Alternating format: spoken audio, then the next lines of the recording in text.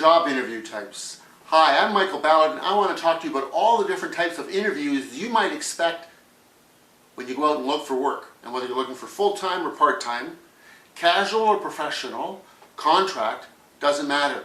These all happen all the time, all over the world. So a purpose of an interview, of course, as you know, is to see what's the fit. Culturally, race, color, creed, gender, education, previous experience, personality styles, work ethic. Do you fit? Will you represent us well internally, externally, up the organization, down the organization, to our suppliers, to our customers? It's really important. It's all about credibility and trust. The number one thing that you'll be doing when you're at an interview is building trust. The better prepared you are, the more likelihood of trust occurring. So, I'm not talking trust where you just have it come out of your mouth like a trained robot. No. I'm talking about trust that comes from you know who you are. You've done the homework in the course. And now you're ready to go do the interview. So, the focus of this presentation is on the types of interviews you could expect. Type 1, one-on-one interview. Good old-fashioned you, them. Maybe a desk, maybe not. But you face them, they ask you questions, you respond, they ask you if you have any questions, you ask them, they respond. We've all had them. Sometimes they're in an office. As a kid looking for part-time work, going to college, some of my interviews were outside on a sunny day. I remember one man saying, "It's too boring in here. The sun's out. Let's go outside and sit in the shade." And so we sat in the shade, talked about work. I got the job. Sometimes there's two people interviewing you and one of you. Don't let that throw you. It's basic concept. Questions back and forth, looking for a fit. Good cop, bad cop interviews. One of the interviewers is all about, so tell me about all these questions. However, the bad cop, if you will, every now and again just stops everything and says, how do we know for sure that you're capable of this? Well, if you're not prepared, if you haven't done your homework, this can throw you. So they will ask you a couple of questions. Can you talk about dates, times, places where you have proven you could do that?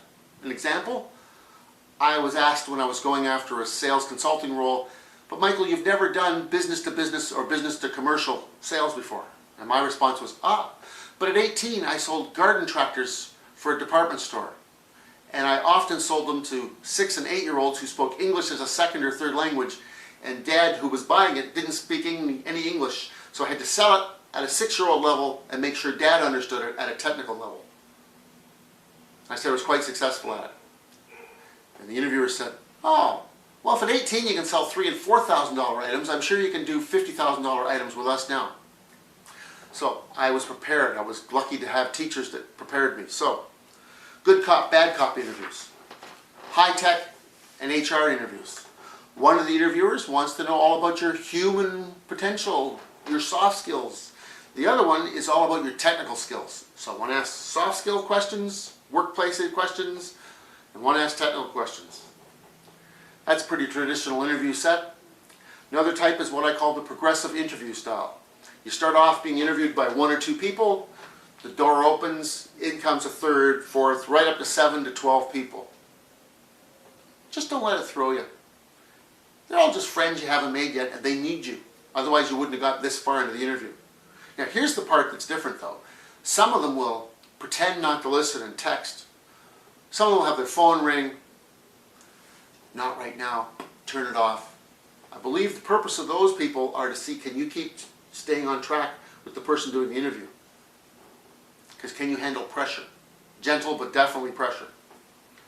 So progressive interviews. But there's also progressive interviews plus geography, or plus traveling as I like to call them.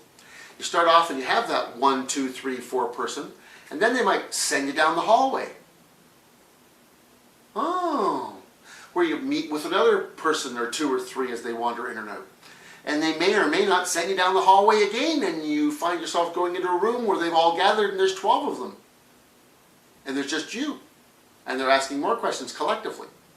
So just be aware that it can happen. Doesn't happen often, but it does happen. And no, not always just at the VP level. This has happened to my entry-level people I've coached too, but for positions of responsibility. So Then there's the company panel interview. You go in, and there's 1 to 3 of them to interview you. Sort of like the traditional interview of 1 or 2, but now there's 3, sometimes up to 12 people. Sometimes after HR's done with the 2 or 3 of them, they send you off and you get interviewed by the people you would be working with. So that's a work team panel interview, a variation of a company panel interview. Then there's what I call the reverse panel interview, where upper management and or people from the work team, there's 3 or 4 of them, but there could be 12 candidates for those 2 positions. And they interview you all collectively. That's pressure, but it's fun if you make it fun. Stay respectful, stay on focus, and don't let what other people throw you. Next interview is the experiential interview. They're going to role play issues, problem solve, personality issues, customer service issues, supplier issues. Just be prepared for questions and you have to answer. They may or may not give you a half a sheet of paper to study, and then they'll put you under camera and they'll review it later to see if you sweat, how you dealt with it. Next interview type is technical interviews. Technical problem solving, hands-on. You come in, there's a piece of equipment, hardware, software, testing equipment. Because you're being considered for a very specific technical role, it's all there. You get 20 minutes with them, or 2 minutes, they set it up. We'll be back in 20 minutes or 3 hours to solve the problem. There's the phone, call us when you're done. Pretty straightforward. They want to see if you have the technical skills you claim to have for the position they've given you. And don't be tricked. One guy, the equipment was dead. If he'd looked around the back, he would have seen it wasn't plugged in. They just taped the plug to the back. He spent 2 hours pushing buttons, nothing happened. It was that simple, that obvious, except he was so focused on problem solving the front of the machine, he didn't check the back, the basics. Behavior interviews. All-time classic, it's been around for decades. A behavior interview is to look at what's your behavior from 6 years old to 21 years old been under certain situations. That will say a lot about how you're going to behave for the rest of your life. So that's a behavior interview.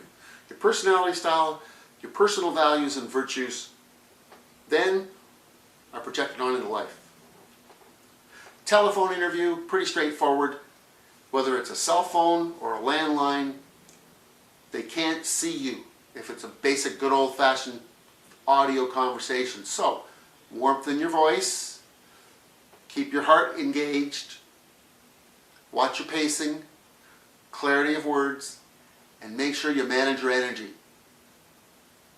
Body language on the phone might not be seen, but it is still heard. You want the job, and yet you're really chillaxing, and they might not think you really care because, yeah, I could do the job. No. Full-time attention for the whole call. So telephone calls, interviews. Casual interview.